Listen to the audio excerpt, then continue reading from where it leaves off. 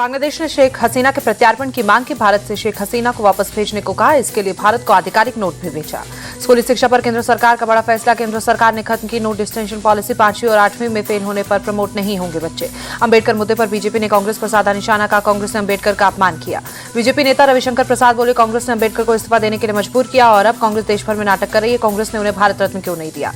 UP CM योगी ने helicopter में प्रयागराज में कुंभ मेला क्षेत्र का हवाई निरीक्षण किया। 13 जनवरी से शुरू हो रहा है महाकुंभ।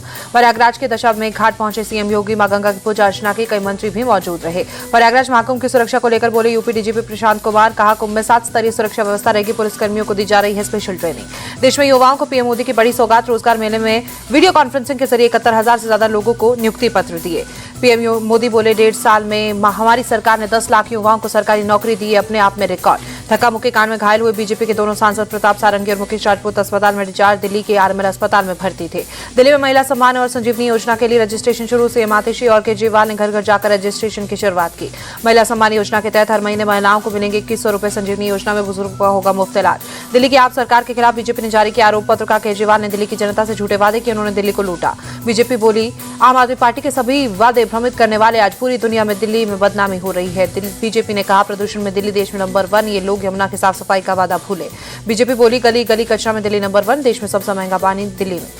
बीजेपी का आम आदमी पार्टी का बड़ा आरोप। कहा आप सरकार ने 10 साल में 10 घोटाले किए, इन्होंने दिल्ली को भ्रष्टाचार की प्रयोगशाला बनाया। आपकी महिला सम्मान योजना पर बोले कांग्रेस नेता संदीप दीक्षित। इन्होंने ये योजना पहले क्यों नहीं शुरू की। पंजाब में भी इन्होंने वादा किया था, आज तक वहां महिलाओं को पैसे नहीं मिले। बीजेपी के आरोप पत्र पर बोले केजरीवाल बीजेपी के पास कोई एजेंडा नहीं। वो दिल्ली वालों के बताए कि उन्होंने 5 साल में क्या किया। केजरीवाल बोले दिल्ली की कानून व्यवस्था चरमराई हुई है, इन्होंने जनता के लिए कुछ नहीं किया। बीजेपी के पास कोई सीएम का चेहरा नहीं। सपा प्रमुख अखिलेश यादव ने सहारनपुर बैंक डकैती का वीडियो ट्वीट किया। सरकार पर साधा निशाना। बोले Uttar Pradesh is of doing crime में नंबर 1।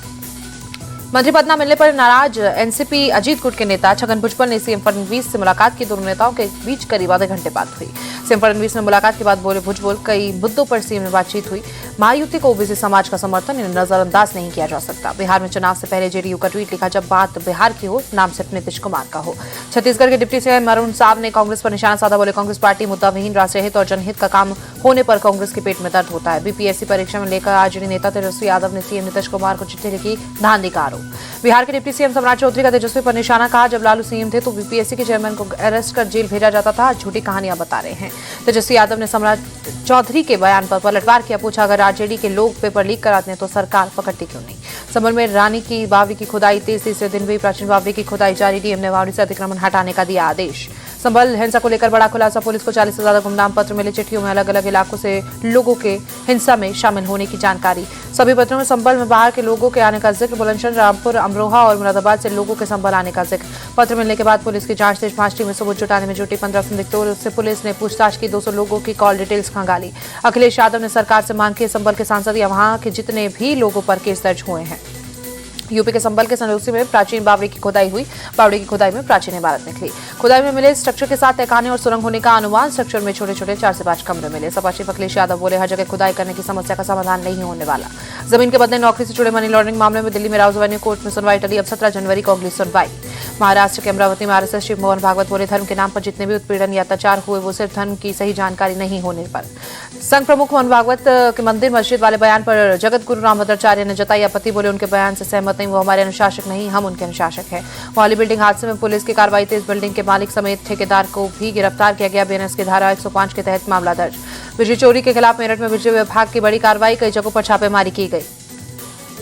बिजली विभाग ने मुस्लिम बहुमूल्य 5 इलाकों को मारा छापा। 246 मीटरों की जांच की। 19 मकानों में चोरी से सप्लाई मिली। हैदराबाद में एक्टर अल्लू अर्जुन के घर उस्मानिया यूनिवर्सिटी के जेएससी के 6 सदस्यों का हमला किया। टमाटर और पत्थर फेंके गए। एक्टर अल्लू अर्जुन ने अपने फैंस से अपील की है अपनी भावनाओं को व्यक्त करते समय गलत भाषा का इस्तेमाल न करें। एमपी के विदिशा में पुलिस का एक्शन। तेज आवाज करने वाले मोटरसाइकिलों के 41 साइलेंसर को चलाकर नष्ट किया गया। जीएमआर स्पोर्ट्स ने रग्बी प्रीमियर लीग शुरू करने के लिए रग्बी इंडिया के साथ साझेदारी की। 2025 में शुरू होने वाला आरपीएल भारत में रग्बी के विकास के लिए एक मजबूत नींव करेगी तैयार। जीएमआर स्पोर्ट्स के अध्यक्ष किरण कुमार गांधी ने कहा रग्बी प्रीमियर लीग सिर्फ एक लीग नहीं, ये विश्व स्तरीय रग्बी को भारत में लाने का एक बड़ा प्रयास।